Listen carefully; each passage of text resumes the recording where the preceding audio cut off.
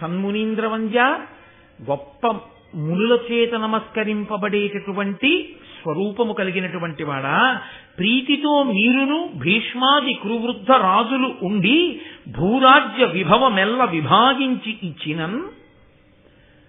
పరమధర్మాత్ములు సమస్త శాస్త్రములు తెలిసిన మీరున్నారు. జనమేజయుడు వ్యాసుడిని అడుగుతున్నాడు. పరమధర్మాత్ముడైన భీష్మాచార్యుడున్నాడు, కురువృద్ధులున్నారు. వీళ్ళందరూ కలిసి రాజ్యాన్ని విభాగం చేశారు. ఇవ్వకుండా ఊరుకుని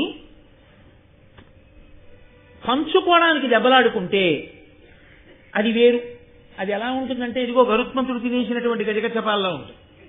కానీ ఇక్కడ దెబ్బలాడుకోవడానికి అవకాశం లేకుండా విభజించి ఇచ్చేశారు. ఎవరు విభజించి ఇచ్చారు?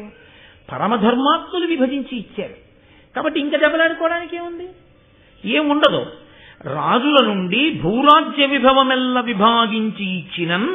తమ తమ వృత్తుల నుండక వీగి పాండు ధృతరాష్ట్ర నందములు ధృతి చెడి వారేమి కారణమున ప్రజాక్షయముగాక భారత యుద్ధం అపార పరాక్రములు చేసిరి.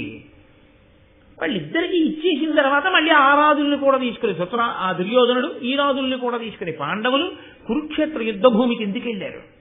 మీ మాట విని ఎవరికి ఇచ్చిన రాజ్యం వాళ్ళు ఎందుకు పరిపాలించలేదు? వాళ్ళు ఎందుకు దెబ్బలాడుకున్నారు?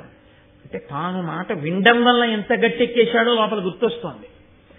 కాబట్టి అసలు ఎందుకు వాళ్ళు యుద్ధం చేస్తే ఎందుకంత ప్రజాక్షయం అయిపోయింది? ఎందుకంతమంది చచ్చిపోయారు?